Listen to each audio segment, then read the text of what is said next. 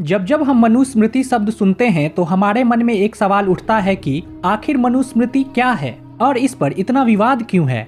हालांकि आज का यह वीडियो इसके विवाद नहीं बल्कि इसमें लिखे गए स्वच्छता व्यवहार को लेकर है। इस ग्रंथ ने सिर्फ मनुष्य को समाज संचालन की व्यवस्था ही नहीं सिखाई बल्कि उन्हें यह भी बताया कि कैसे वह स्वच्छता का पालन करके खुद को स्वस्थ रख सकते हैं। जहां यह अंग्रेज हम भारतीयों को गंदा कहकर समाज में नीचा दिखाते थे, उन्हीं के एक प्रोफेसर ने लिखा है कि यूरोपियन स्वच्छता को लेकर सजग नहीं हैं, बल्कि उन्हें नहाना तक पसंद नहीं है। आज के समय में कई अंग्रेजों या फिर अंग्रेज के पक्षकारों को यह बात बुरी लग सकती है, लेकिन यह सच है।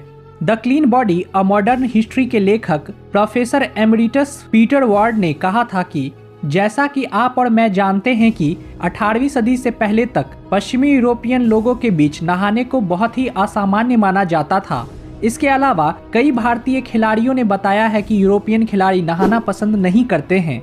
वहीं पश्चिमी दुनिया में 17वीं शताब्दी तक स्वच्छ रहने का विचार पानी से जुड़ा ही नहीं था। लेकिन यीशु से पहले वाले काल में लिखी गई मनुस्मृति में विधिपूर्वक 10 वस्तुओं की एक सूची बनाई गई है जिन्हें छूने के बाद कोई भी व्यक्ति अशुद्ध हो जाता है और इसलिए उन्हें स्नान करने या फिर उस अंग को धोने की आवश्यकता बताई गई है। और आज के चिकित्सा विज्ञान या फिर आम जीवन में सभी इसका पालन करते हैं।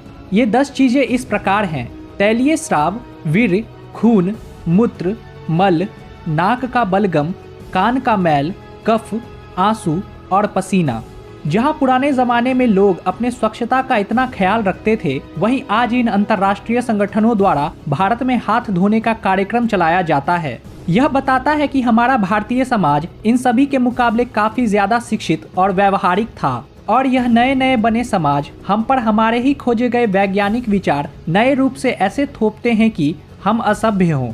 भारतीय सभ्यता की श्रेष्ठता इस बात से समझी जा सकती है कि तुर्क, अफगानों और यूरोपियन द्वारा भारत को पीछे रखने की कई साजिश की गई है। इन साजिशों के चलते भारत की शैक्षिक संपदा को लूटा गया और अंग्रेज इसमें कामयाब भी रहे। अब समय आ गया है कि हम विदेशियों द्वारा प्रायोजित इस साजिश को तोड़े व नीचे लिखी चीजों का भारतीय विकल्प की ओर जाएं। घटिया खानपान जैसे बर्गर, पेप्सी, पिज्जा, रिफाइंड तेल व गौमांस इत्यादि को छोड़कर भारतीय खानपान पर रहें। निम्न स्तरीय भाषा जैसे अतार्किक व अवैज्ञानिक भाषा अंग्रेजी व उर्दू को छोड़कर भारतीय भाषाओं को अपनाएं। घटिया विचारधाराएं जैसे वामपंथ व कट्टरवादिता को छोड़कर अपने पुरखों की संस्कृति अपनाएं। घटिया शिक्षा व्यवस्था जो मानसिक गुलामी व मानसिक अपंगता को बढ़ावा देती है को छोड़कर गुरुकुल की ओर जाएं। घटिया स्वास्थ्य व्यवस्था जो दवाइयों के सहारे बीमारी को बनाए रखने पर जोर देती है ताकि आप अपनी मेहनत की कमाई इनकी दवाई कंपनियों व डॉक्टरों को देते रहे, इससे दूर होकर आयुर्वेद की ओर जाएं।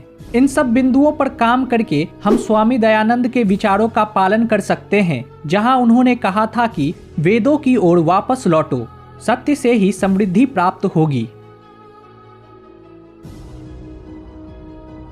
अपने बच्चों को आधुनिकीकरण में विश्वास करना सिखाएं, पश्चिम के अंधानुकरण में नहीं। पश्चिम तकनीकी मोर्चे पर भले ही अग्रणी हो, लेकिन सामाजिक सांस्कृतिक रूप से वे अभी भी उन चीजों को खोजने में जुटे हैं जिन्हें हम सदियों पहले खोज चुके हैं।